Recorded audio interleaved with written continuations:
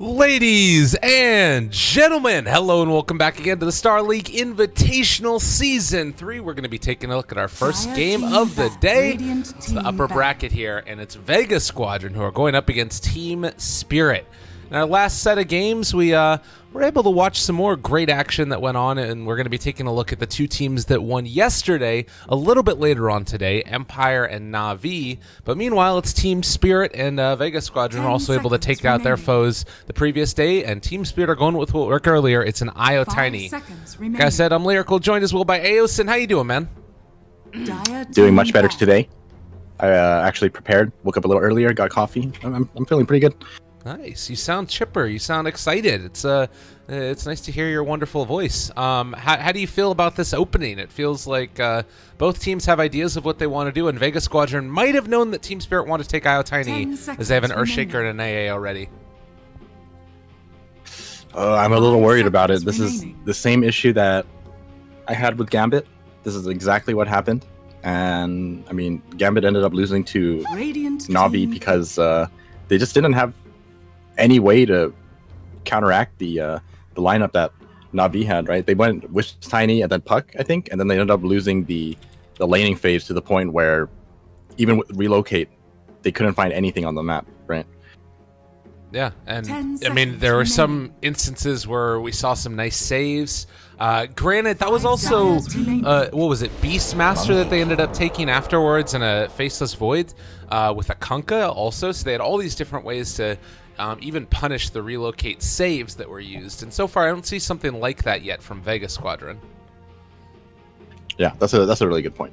But they really need the Swiss Tiny to actually be able to get things done on the map, because when you're that far behind, I mean, that Wisp Tiny was pretty much doing nothing but split pushing, and then the Wisp would just sacrifice himself to let the Tiny survive, and then he just does it again, and then the Wisp would just follow him, and then his job basically becomes to relocate him out, and that's like all they did for the rest of the game.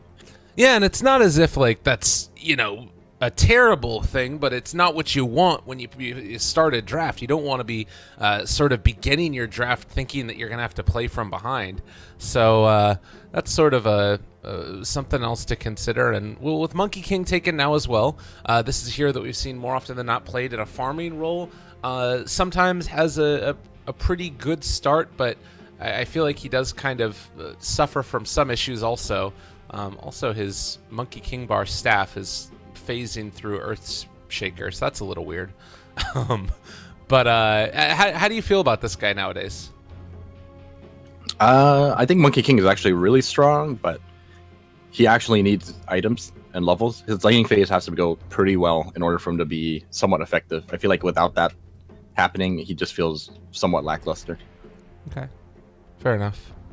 Radiant team pick. Let's see. Bane is going to get taken now again. We saw this guy yesterday, and he didn't feel that great either. Team pick. I guess that the nice part is that you can combo it together with IO Tiny, so an easy dump, but my god, there's a lot of picks coming very fast and furious.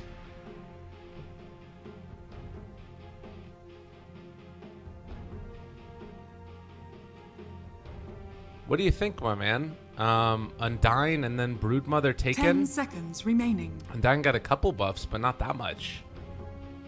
5 I think seconds Undying is mostly for the Wisp Tiny. It's really effective against them. You know, you have the Tombstone ready whenever they relocate. And even if they're, you know, even if it's not the Tombstone, then Decay usually does a lot of damage to both of them together. You're most likely going to hit both of them since it is a Wisp Tiny. Yeah. Well, as for Broodmother, I think this Broodmother pick is mostly there because since they see the Monkey King, they have to assume that it's going to be either an offlane Earthshaker or support Earthshaker, which really it's not going to be able to deal with the Broodmother pick. So this is just there to punish that Monkey King. Yeah, and the Team Spirit have shown that they're very comfortable taking that over and over and over again. Also, now we're going to be seeing the Mirana get taken by Team Spirit as their last pick. Most likely going to be played out of the 1 position, I'm guessing, since Iceberg has tended to play the Tiny in the mid lane. I guess that they could switch it up if they wanted to do something else 10 and seconds just save the remaining. IO Tiny for relocate ganks later in the game. But it feels like it's a very clear, 5 like, pick off seconds people, remaining. Fiend Script Bane, and then, like, you know, IO Tiny relocate on top of them, and whoever they find is going to get blown up. Yeah, this Bane pick is actually, like, it feels like it's a lot stronger in this game. But he definitely does need a decent start, or he needs his team to not be behind, at least. Because he can set a lot of people up, right? You sleep, you relocate, or you sleep and you arrow. So Bane actually can do a lot this game, but he has to be doing decently. Otherwise, he's just going to be feeding all game. That's just how Bane is, in my opinion. You either do well, or you just do incredibly badly. Yeah, and with an Undying and Ancient Apparition, there's certainly a lot of early game aggression potential in this lineup that he could suffer from. And like you said, fall behind, you're just going to be food throughout the rest of the game. So what is that last hero that Vega Squadron want to go for? I'm guessing it's going to need to be a mid hero at this point, and I don't know, what does well against either IO Tiny or Mirana? Back in the day, it used to be like Bristleback, I remember, was an answer sometimes. That is possible, but I think more importantly, they need something that actually deals with Broodmother right now. I think as much as they hate it, they probably should pick something that can actually lane against the Broodmother, because otherwise it's going to become a dead lane, and your Monkey King is going to suffer for it. Okay. Well, we'll see what that is. Darkseer comes to mind also if they want to do that. They're actually going to take a Troll May I Warlord. select your heroes? So not a traditional thought of counter, but he does have some answers for Broodmother, whirling axes, and getting that blind out there. Do you like the pick? Do you think it's what they needed? I think Troll Warlord is actually pretty good. They're just going to be... I think they picked the Troll just so that they can put the Monkey King mid. The Troll is going to be able to deal with the spiders, so it's going to make things a lot easier for them. All right. Well, I'm excited. Can't wait. Certainly a lot on the line for these two teams. You end up winning this game, and you punch yourself a ticket into the upper bracket finals for the Star Ladder Invitational Season 3. And, it's really important that ends up happening, because there's a lot of good teams that are still down there in the lower bracket. 5 seconds remaining. Let's take a look. Let's see how Team Spirit lane this. I feel like there's probably going to be some unpredictable lanes coming up. I feel like they're going to mix it up just for the hell of it, but we'll see. Yeah, I mean, is there any lane that looks particularly good? Obviously, the Broodmother is always a point of contention and point to talk about. I feel like they should put Broodmother mid at this point. I think you want to avoid the Troll with the Brood. Make the Brood go against the Monkey King if possible, because Broodmother just I would have to imagine does really well against the Monkey King, because it's really difficult to get the Jingu stacks, and if you can't get Jingu stacks, then your Boundless Strike isn't going to be able to kill off spiders in like one hit. And since you have 0 armor, if you get too many spiders on you, you'll probably die like instantly. So Prepare. All right, what do you think about this for a build for G next time around? Oh, it's a G Monkey King. I don't know if I've ever seen that. He ends up going for like just early Blades of Attack and a Tango, and then that gives him enough damage to kill with the Boundless Strike. What do you think? No? Okay, sounds good. I don't think it's something you can possibly consider, simply because Monkey King has so little armor. If you don't go PMS, you're gonna die in like, I don't know, let's say like 5 to 6 hits, and you just lose all of your health. Okay. All right, G is trying to proc the courier, and he is not getting it. I think he's slightly upset about this situation. At least I think that's what he's doing. We're not positive. I'm pretty sure he's just doing it for the hell of it. Okay. Well, FNG be able to get the takeaway of the trees here. In the games that we saw the other day, it was pretty consistently them not getting a ton of stacks in the jungle, but FNG making sure. Should I call him Corito or should I call him FNG? What do you think? I'm just gonna call him FNG. Uh-oh. I'd be calling him dead in a second here as they come in with Slayer as well as Silent and the real you. Everybody in the area, they got the chilly hands. They're going to be able to walk forward, steal away that bounty rune. Arrow, going to split the uprights. Now Iceberg in some trouble. They want to. They can go for the kill. Almost there. Not quite enough. But that will force them all the way back. Oh, they got it. Well done. I was going to say, Slayer almost... It was almost potentially a mistake from him, because he could have decayed before he actually got that far, but he was just going for the long con, waiting for him to get all the way there before he decided on anything. It's always frustrating to be playing Tiny against a ranged hero, and Monkey King certainly is that. So you're going to have to deal with that constant harassment that he faces. Meanwhile, up top, you mentioned this, the Afterlife Earthshaker. It seems like it might be a little bit tough against the Broodmother. How do you feel like this lane works out? It's actually not that bad.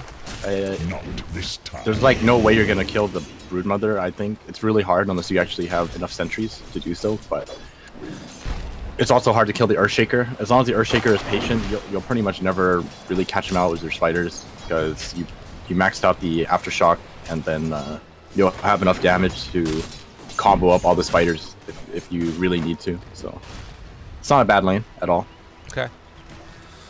And maybe he'll get lucky every now and then, Afterlife being able to kill off those spiders. We'll have to wait and see, but he does have that point now in Aftershock. So too does DK Phobos, saving that second skill point to see. Now he is going to go for the spawn spiderlings. But not quite able to get that toss back there, Iceberg. Slayer is being a pestilence in this mid lane. Look at this guy, almost able to actually find that kill. 38 HP left, by virtue of that early point in Soul Rip. Yeah, I really like how they're running this Undying.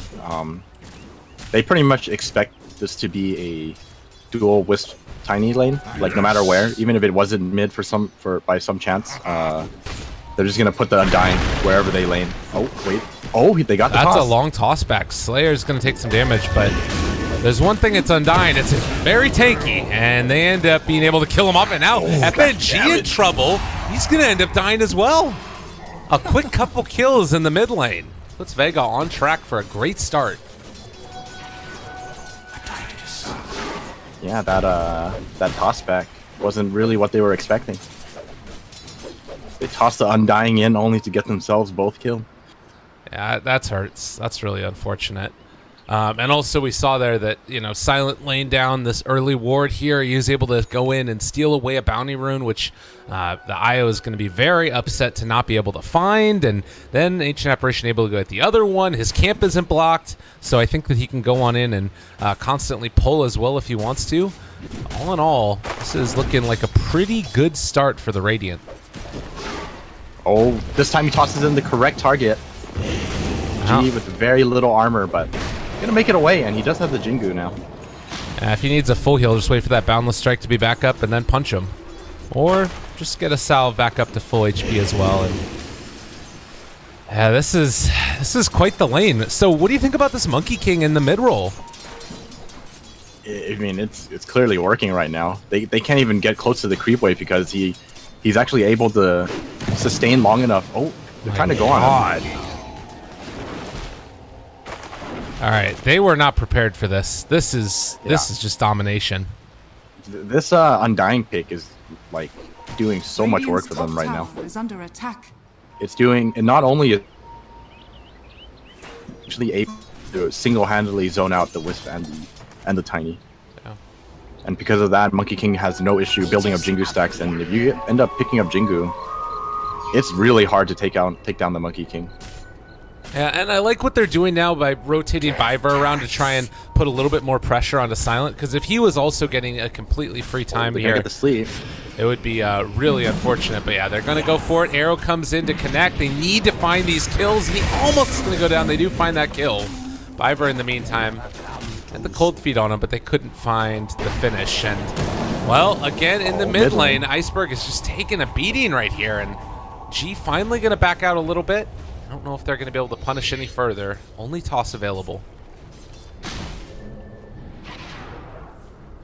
Well, Iceberg only about to hit level 4, and Monkey King is he's already level 5.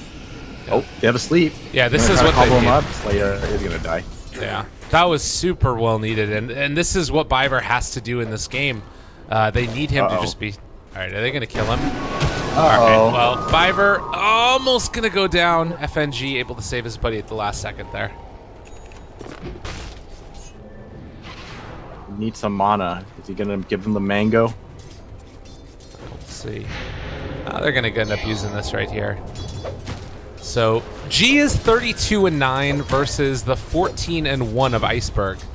And the other thing that's so tough about this is that it's not even really like they can get a ton of stacks in the jungle because IO constantly has to sit mid to keep the Titan alive. Yeah, me too.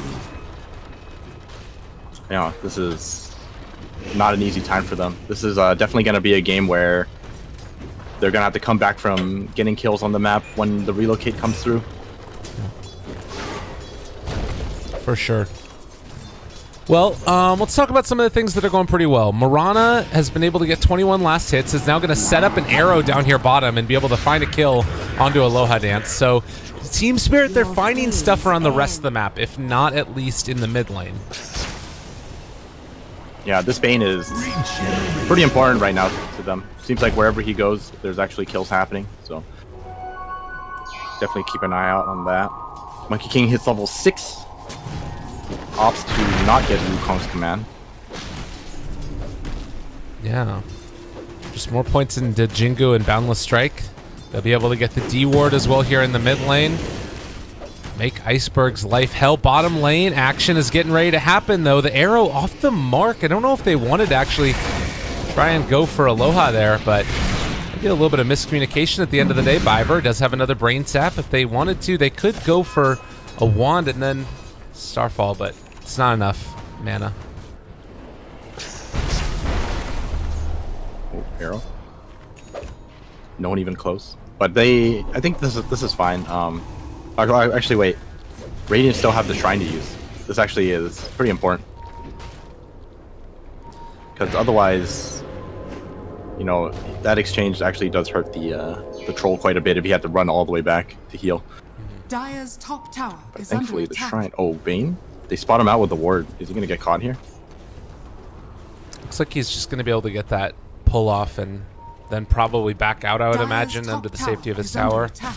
If he sticks around, though, he is for sure going to end up going down. But they're going to instead bring in ILTW. All of this is, of course, spotted out by the ward that you mentioned. And Troll Warlord will be playing it safe, backing out before they're able to find Dire's him. top tower is under attack. We haven't talked a ton about the Earthshaker and Broodmother lane, but you do have Echo Slam on Earthshaker now. Oh. So many spiders on him, he doesn't even realize. Now he does. Echo Oh, Slam? he echoes it! I mean, if you see that many spiders, I don't blame you. I would do that too. Absolutely. That was great. He had a nice little influx of gold there. He's almost top CS now. Look at that. He surpassed the Broodmother in levels now. The Broodmother was actually really far ahead in terms of EXP, but now only far ahead in network. Well, I guess that's why they call him a counter sometimes. I mean, it's not like it's amazing, but this is Broodmother that hasn't been able to take down the tier 1 tower at 8 minutes, so by and large, the lane is salvaged versus what it could be for a late round Brood pick. Yeah, definitely. But yeah, this max Aftershock build just makes life a lot easier for the Earthshaker. You know, there's only 35 mana for Enchant Totem, and you get 150 damage from Aftershock. So, right. Well, and this is kind of what we imagined could happen, and it's why we just haven't been focusing at all up here in the top lane. Like, Broodmother is going to farm, Earthshaker is going to farm. It's where the other lanes are that we're going to find some kills. And speaking of which, ILTW is going to be blocked off here. Is going to be forced to use the leap. The stun is going to connect. Earthshaker up top. Is he getting gone on? Quick little combo. Able to get that Enchant Totem off. Almost dying, but the Fissure finally falls. They get the kill. Iceberg is separated from FNG. Ton of TPs coming in. Yeah, that's going to be a toss to the low ground. Well done. All right, G still going to need to chase out here, and FNG trying to keep his buddy alive. The Avalanche is going to go, but I think Iceberg is still going to fall. They have the slow. They have some more damage to come out, and Iceberg I want to give it a G. finally going to go down. Does give space for DK Phobos to take that tier 1 tower now. We were looking at just a second ago and it wasn't any damage. Now it's gone. Yeah, it's definitely an upside to what just happened. Honestly, it's still pretty bad, but it's not the worst for Team Spirit. I think getting the kill on Earthshaker was pretty important for them because the Wisp actually gets a decent amount of EXP. Yeah. Well, and it also made everybody rotate to the top lane, and this is giving Mirana a good amount of time to take down the tier 1 tower bottom. So the fact that there's so many TPs back there to ensure the kill on the Tiny, now they get 2 tier 1 towers from that. Yeah, definitely. Radiant's bottom tower has fallen. So and Bane is getting good levels, almost hitting 6. They should be giving the tome to Wisp soon. Yeah, they're gonna give it to Wisp. He's gonna be stacking, so the timing is gonna be pretty decent. Oh, bottom lane. Yep. There we go. Uh-oh. They turn it back around, and Fiverr, well, he will be punished for thinking that he can make something happen there, as Silent is getting ran down by these spiders, and he is almost dead, actually. Look at these guys. They're just bullying him. The Ancient Apparition, nowhere left to go. He's just barely going to be able to get out before the spiders killed him off. DK Phobos is having a great game right now. He has the Orchid already, and well, not gonna be able to catch in. Yeah. Aloha down. He can whittle down Aloha. That's not great to take that fight as down bottom, ILTW, able to get the kill onto Afterlife. That was on his way to his Blink Dagger, so a decent amount of gold lost there. It's always good to kill off the Earthshaker. Especially an Earthshaker that's against a Broodmother. It normally has... Oh, relocate? There's relocating into a lot of damage. I don't know if they knew that there was a chase coming in and there was a smoke ink being used, so this is actually gonna mounting to them getting out. Oh, DK Phobos, is he gonna get Silent with this? It's so close. 20 HP, oh, he's dead. Well done. So that, yeah, it was a weird combination there because it was a gank that was coming from the Monkey King and the Undying with the smoke to try and kill the Brood, and then they spotted that there was a chance for a kill on the Troll, and it ends up being basically a relocate to save the Spider's life and kill off the AA. That was a pretty fortunate exchange for Team Spirit. That was a really good... Like, they realized very quickly what was happening, and they just separated immediately. FNG baits them all into the jungle side, and then he tethers out, and then they get back to safety. And then, like you saw there, Broodmother just from a distance able to kill off the Ancient Apparition. Radiant's bottom tower. Oh, and I'm looking at the levels here also, and after the trouble that Silent's gotten into, now he's only level 4 at this late stage. This would have been a great opportunity for them to go in for an Ice Blast, but you can see that without that big ulti online, Team Spirit feel comfortable just diving the tower. They kill off G, and now maybe going to be able to go for more up here on the top as they've been able to find themselves Aloha dancing. He's almost dead. Now they're going to die for even more. Silent's going to probably end up going down there. Almost Echo Slam to turn it back around, though. They want to kill off this Spider, and DK Phobos manning up against Afterlife is starting to take the damage, and with the IO coming in, he's actually going to be able to live on absolutely nothing. And you can imagine how different this would look if AA just had level 6. Radiant's middle tower is under attack. And he is struggling. He's only just hit level 5. Doesn't have level 6 yet because I don't think there's a tome either. Yeah. Well, a great combo of spells. The setup was there with the arrow and Nightmare and everything else, but I mean, super value shrine coming up too. Yeah. It's just Team Spirit recognizing the strength of the lineup right now with this Blink Dagger done for Iceberg. It is definitely go time, and this is the type of game where you make space for your Broodmother. Broodmother will just continuously stay up here, pressure this lane non-stop. He is after like super farm. All right, they're walking in. Silent. Uh-oh. There it is. They need this one in a big way. DK Phobos is going to try and deal something, but unable to make a play happen. Still not level 6 yet for A, but should be able to get it relatively Radiant's soon. middle tower is under attack.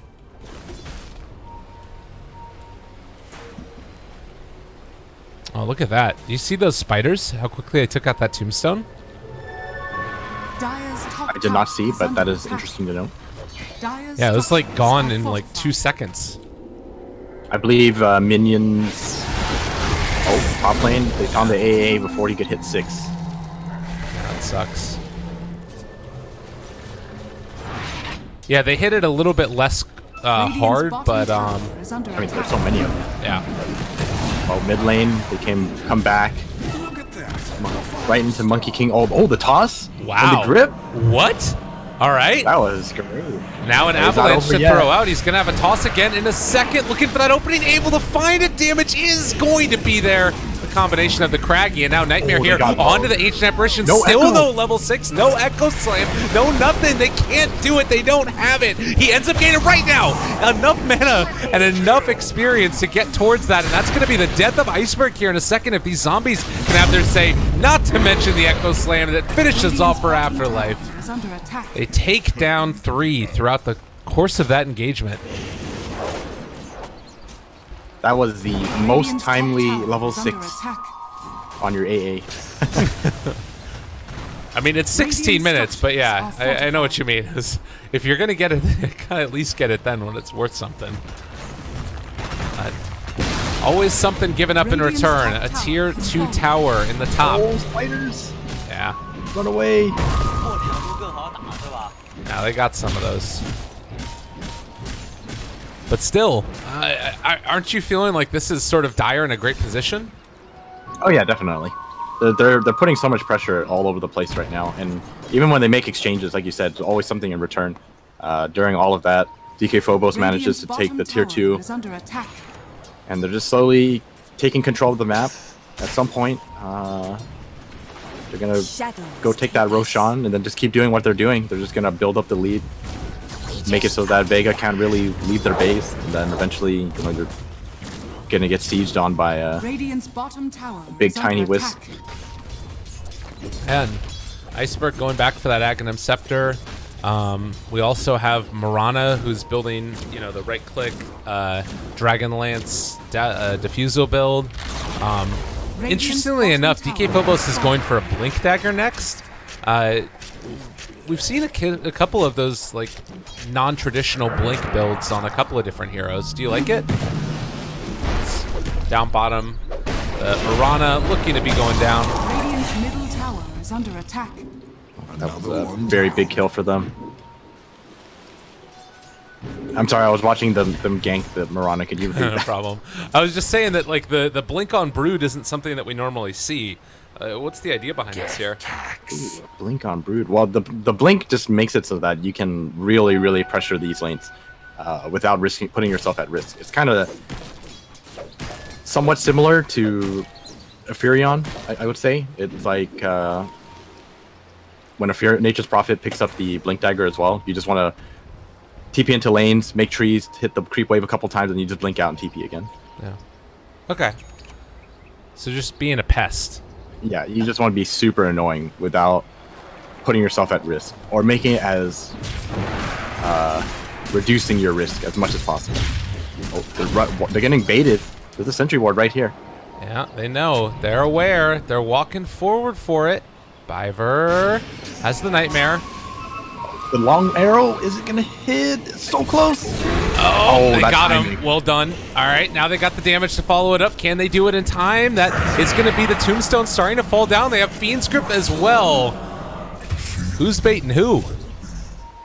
Really well done. That ancient apparition couldn't even help It does look like this team. Io and Tiny died while we were watching that. So that's not great. I believe they got Echo slammed by the Earthshaker, and G was there to follow up. Okay. Dire's I didn't catch it either. I was is watching under top. attack. Well, My guess is that they were trying to relocate up top when that happened. Maybe. I didn't see the mini map when that happened, but oh, big old A blast going to connect onto those spiderlings. Always sucks. Lose a decent chunk of those. Is AA anywhere close to like his GPM talent right now? He is broke as a joke. Not going to do that much that game. Yeah, Silent is suffering this game. Not an easy Ancient Apparition game for sure. Iceberg is level 14 and only around 300 gold away from finishing off his Ags. So DK Phobos is going to come in and help them secure this Roshan as he builds towards his BKB. But movement in now. Arrow has already been used. They see that there's this Bane walking right there in front of him. G is forward as well. There's going to be the Fissure a little bit off the mark because the rest of Vega has backed out. Or rather, Team Spirit has backed out. Oh, no arrow for this one, but Iceberg, he's going to combo this. Brood is stuck up there on the high ground. So they do take down Slayer, but now with DK Phobos being invisible again, and I don't know if they had detection or not. Oh, arrow.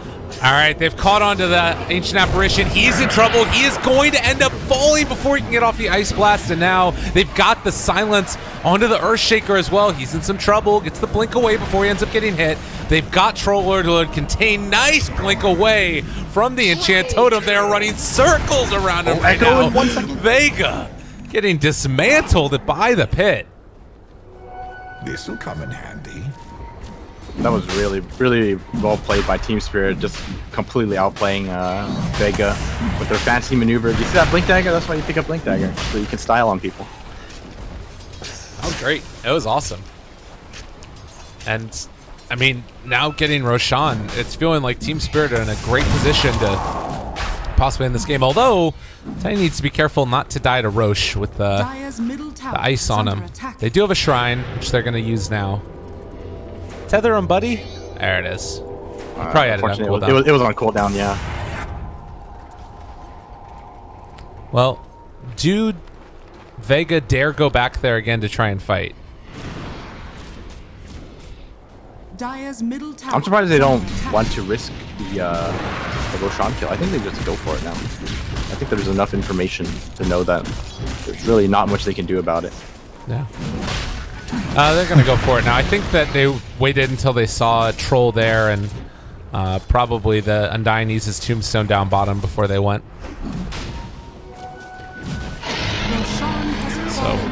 Oh, they got the sleep off. Earthshaker in a lot of trouble. Oh, and he's getting fully blocked around. Iceberg, silence. Not quite there. Dire's bottom tower is under attack. Well, relocate top. And the real you, is he going to go down? They drop a sentry just a sec too late. Rana is going to run into him, I think, here. Nope. Oh, well, Witsu's going to pay for that one. Yeah. It happens. Nicely done by Aloha Dance, making space. Yeah. And I think this is all without the Undying, who's just been down here farming as well the entire time. Farming Undying, huh? Maybe not the best play. Well, it's not that it's not like a bad play or anything. It's just that's like a really bad sign in my opinion. Because like Undying is like it's the kind of hero where you want him to fight, and if you're just sitting him in a lane farming, that's not a good situation to be in. Dire's bottom tower for sure. is under attack. I always feel like this 15 health regen at level 10 should be so much better than it actually is, but like 90 GPM is, I don't know, it's hard to pass up that early. Well, Tiny has been able to get his big old tree now, so Blink Ags, and if he wants to, he's just going to go for it. Misses the Avalanche, though, a little bit off the mark there, and now they've been able to find him. The arrow is not going to connect, but the Bean Script will. And now the silence, now the Echo! Turret! Oh, Afterlife! Ooh, buddy, that was a pretty good one right there. And can they kill off the big bad Rockman? I think that they will be able to, possibly. Silent is going to end up being able to get it, but that's just the Aegis, and now the Spider's shown up. Blink forward, taking down another. Is it going to work? No. Aloha Dance, the real you, sitting there, mighty large in charge, kills him off. As cool as it looked, that was a very ambitious blink from DK Phobos. You know, he's got the damage items, but against a Troll Warlord, you know, you get bashed like even once, He builds up his damage really quickly. DK Phobos got shredded with the moment he blinked up there. Yeah, and like also I think he doesn't have his BKB yet, right? Yeah, he's 300 gold away from it. So if they have any type of CC, then it allows the Troll Warlord to just immediately start going to work with the bash and everything else. Oh, top lane. Viper setting up the trap, fully expecting a gank, and they actually ping him out. Yeah. They understand that this is a potential play, and they're gonna go look for him instead.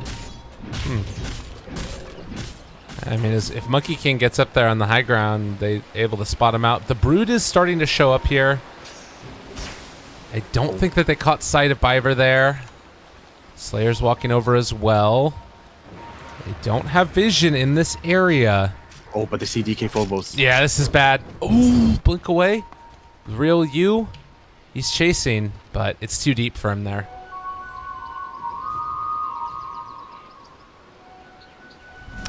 Well, I think that if G ends up heading back south here, they're going to run into Biver. You probably accept a kill like this on a Bane, but now actually with the G TPing away, this is a problem. Can they get him? Are they going to be able to find him? Iceberg looking, not finding. Aloha. Ooh, Aloha has no TP though. That's but scary. I don't think they'll find him though. Yeah. He's gonna be able to cut the wave because he has Shadow Blade. Well, we missed the kill on the relocate back. This is looking kind of scary. This is the second time it's happened where they try to make a play happen and then all they do is end up feeding away the Wisp. Yeah, maybe needing a little bit more crispness to their play. The other day you mentioned that you thought the Empire was looking like the best team out of CIS, and I kind of got to agree that the games that we saw yesterday feel like they're a little bit more on point than what we're seeing here. A couple just like little bitty mistakes going on here and there. Yeah, definitely. Well, these illusions might kill off FNG if he's not careful. He'll be able to back out before it causes too much concern. But we can see, just in the terms of the net worth, 6,000 gold lead for Team Spirit. They're still in very, decisive control of this game. But Brood is a hero that sometimes can fall off, and you never can underestimate the man-fighting potentials of a Troll Warlord, even against Crag Exterior. Radiant's top tower is under attack. They are just going to go. Radiant structures are Spiders are gone. Dire's middle tower Tier 3 tower down to 200 HP. And Iceberg's going to walk forward, hits it a couple times. They do have relocate available if things get too testy. And as you mentioned, just kill him right now. Able to bring him back, but he's already gone. The relocate does not end up working out in time, and now ILTW is in trouble as well as Biver. Almost taking down Slayer as they force the BKB from DK Phobos, trying to run away, but they still have eyes on this Mirana, and she is going to die. FNG trying to make his escape, but he doesn't have a TP either. So everybody falling right now. Team Spirit crumbling as they get ready for the high ground push. They did take the tier 3 tower at the least. I don't think the tier 3 is worth a trade like that. Fair enough. I think they're going to be struggling with the Vega lineup at this point. Like, giving away that many kills right there, I think with this BKB pickup on the Troll Warlord as well as the Monkey King, they're pretty ready to actually fight back against Team Spirit. Yeah. And it's only going to get harder. Butterfly in the docket there. They also have a Heaven's Halberd at this point, as up here top, Biver's going to end up going down. I think the Ice Blast, not super high level, but G shows up and, well, BKB pop from the real U, maybe not necessary since they weren't able to find that kill. Up here in the top lane as well, Afterlife able to find Phobos. So they're just destroying them all around the map, and Iceberg is stepping too far forward now. They have the diffuser blade to slow him down. Iceberg is gonna die. They're just beating away kill after kill after kill. Vega Squadron capitalizing the exact way they need to. Oh boy. It's I think it's a little late to say this, but I think Team Spirit should have just Dire's stuck middle with their tower has fallen. original game plan from like the first 20 minutes, where they were just ran around as 4, setting up kills all over the place, and DK Phobos just did his own thing. But Yeah. at some point they decided, let's just 5-man, and oh, arrow connection. Anything gonna come of it? He's taking a lot of damage, but not able to go down yet. The jump forward, Afterlife smells blood, starts destroying them. Tier 3 tower about to go down, and this one is not going to cost Vega Squadron 4 lives for themselves. And in fact, if LTW is not careful, he might be the one that ends up going down as well. He's trying to take them all down here. There's a Diffusal Blade onto Afterlife. He is out of mana and going to die. But everybody else from Vega looks to be able to escape. That was really well played by ILTW. 1-man defense. Just stands his ground, and he actually takes the Earthshaker with him. That's pretty important. Otherwise, that was definitely a lost Rax. Well, in top lane, G, BKB another BKB used. pop. He does have another Blink in 4, but Monkey King is pretty quick to move. So they're going to try and smash their faces into the top racks again, it looks like. Do you think this one is going to work out any better? well, there's no Earthshaker for 20 seconds, so that helps a lot. And I think that's kind of what they're banking on Radiant's right top now, is the barracks fact are that under there's no attack. Earthshaker, because Radiant I are think scanning. if you think about it, the last couple of times they lost their engagements because of that Earthshaker. Oh, The fish. yeah. Well, Phobos, again, is going to blink forward. Iceberg trying to take down the barracks in the meantime, and now they got the bat. They got the damage. Iceberg going to fall again. The relocate, too late. The Echo Slam is there. Biver is dead. They want more. And the charge comes out. The call is there. Mid lane where they want to go. Afterlife hunting right now for LTW. They kill off the IO as he comes back, and guess what? LTW, if he's not careful, might end up dying as well. It looks like Afterlife has a little bit of caution, but my God. No buybacks across the board. This is the fastest crumbling I think we've seen so far in this tournament. They just got impatient. I honestly thought they had the winning formula for the first 20 minutes or so. They executed it very well, and somewhere along the way they kind of lost sight of what they wanted to do. I mean, it's a game where the graph tells the whole story, and they jump forward now, find the Mirana. Middle barracks are under Started from the bottom, now we're here. It is 8,000 gold lead. Well, Dire's middle on the Vega. bright side, has fallen. there are 2 tier 2 still, so they can only take 1 set. Yeah, I guess that's a bright side. Dire's top Sure, shrine I'm with is you. under attack. The problem here is like this Wisp Tiny just does not feel effective at all. Dire's And top shrine this Tiny has cannot fallen. fight without a BKB. He's just constantly locked down, and he's not strong enough. He dies in 1 fissure. He gets fissured once, and Troll pops BKB and just hits him, and then he dies. And AA also ults sometimes. And I also feel like this Wisp Tiny just don't seem to be playing in unison. Time and time again, they're breaking tethers, walking out of the tether, and then getting out of position to the point where Wisp can't even relocate him because the tether was already used and still on cooldown.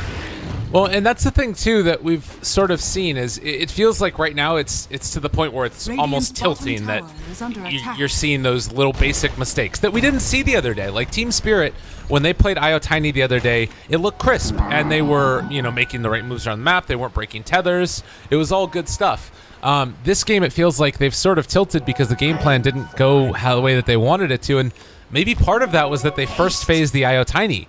When it looked so good the other day, Tiny, I think, was a 4th pick, if I'm not mistaken, where they were able to hide it until late.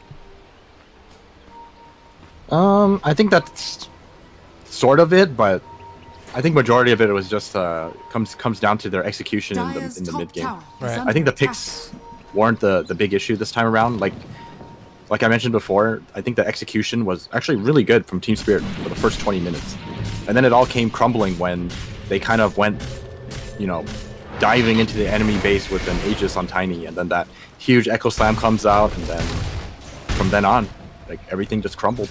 Yeah. Well, 31 to 23 and 9,000 net worth lead. This is a problem. Oh, this is some desperation attempt right here. go for it! Attack the building, please! He's even tossing the goddamn IO. It's not enough. He's gonna make sure that he doesn't end up going down. Oh no. That wasn't a bad play. They got a glyph out of it. It's actually all right. Okay, I'm with you. Fair enough. But I think it's more for me, like, I just see it as that, like you're talking about, sign of desperation. That they need something. They gotta get something. And now they don't have the threat of that to come in for another, what, 40 seconds? Yeah. Well, the thing is, glyph is much longer cooldown. So yeah. Now that they have the glyph off cooldown, there's potential for them to basically push out the creep wave, and then they can do it again, right? And then it actually racks. Okay. I like that. Who knows? Maybe if they're able to get it right, you can go for the tier 4 play as IO Tiny. Yeah, it's possible. But while that is the case, I don't think they'll actually get racks out of this. But they do buy themselves time, because Vega is going to be a lot more afraid to walk out of their base like that now that they've seen that kind of play come out. Right. And like you said, maybe now Iceberg isn't going to die to just one fissure. At least that's the hope when he has that BKB done. The prize is mine. Yeah, almost there. See, here we go. Tiny Wisp all the way out in the mid lane. And the relocate is up. So if they want to go for that play again, they can head for that top lane once the creep wave pushes through the mid lane. All right, well, Vega, in the meantime, are up here top, and they are going to be able to take down this tier 2 tower almost without opposition, I would imagine. And here we go. They're going to relocate top for sure. You think so? Well, see this creep wave in the mid lane? I see Mirana dying. Uh-oh. Oh, yeah, they're going for this. I mean, hey, they need to come back and address it. Iceberg hits this building really hard. And they are going to force this TP. Okay, TPs are there. Corrido, as his relocate available, is going to pop it a little bit late. And now Iceberg is stuck here, trying to TP out. Can they kill him off in time? No. He's going to get away. Oh, they need to catch the top. They got to get this guy. Oh, they didn't notice the Lincolns. All right. Well, Silent is standing there right next to his buddy. Here comes the rest of the team. No Wisp, no Mirana. Oh, God. Oh, no. Oh, don't. Just have mercy. That is a real big problem. Just get away. Go over to that guy. I don't want to be here anymore. DK Pobo is going to be the one that takes the brunt of it. GG gets called. Man, that was quite a couple minutes that we saw right there. Great play from Vega Squadron. Really impressive stuff towards the end there. That was actually a really good comeback. I think if Team Spirit just were a little more patient with that, with their Aegis siege, I think that would have been, like, you know, smooth sailing for them. But like you said, there is, you know, potential that they might have tilted after that initial push, and they were a little too, like, headstrong about it and kind of threw away their lead. I mean, they threw away all their lead because of that play. Yeah, and I guess the thing that was impressive to me about the Team Spirit play at the start was that it was looking really, really bad through the laning stage, particularly the strength of G on that Monkey King in the mid lane with Slayer. And then things sort of fell off for a little while, and Team Spirit looking great. It felt like they had weathered that storm, and then all of a sudden, it just all hell broke loose. So in that way, it's kind of hard to say what to change for Team Spirit, because it felt like they kind of got what they wanted out of the draft, right? Like they dealt with the hard stuff in the laning phase, and then they just kind of, like, lost. You know what I mean? I mean, the thing is, there really, like you said, there really isn't much they needed to change. Like, the plan was there; it was going to work, but they just need to stick with it and follow through with it, and not, like, you know, commit to something else that's way more greedy and way more risky somewhere down the line when they're not really prepared for that kind of play. They were 10k ahead, but 10k ahead isn't, you know, all that much when you're up against Earthshaker Ancient Apparition. Like, this is a really, really strong high ground defense combo type of thing. So they have to be careful about that. So yeah, like you were saying it earlier, it was like send the Brood off to do their own thing and then run around as 4.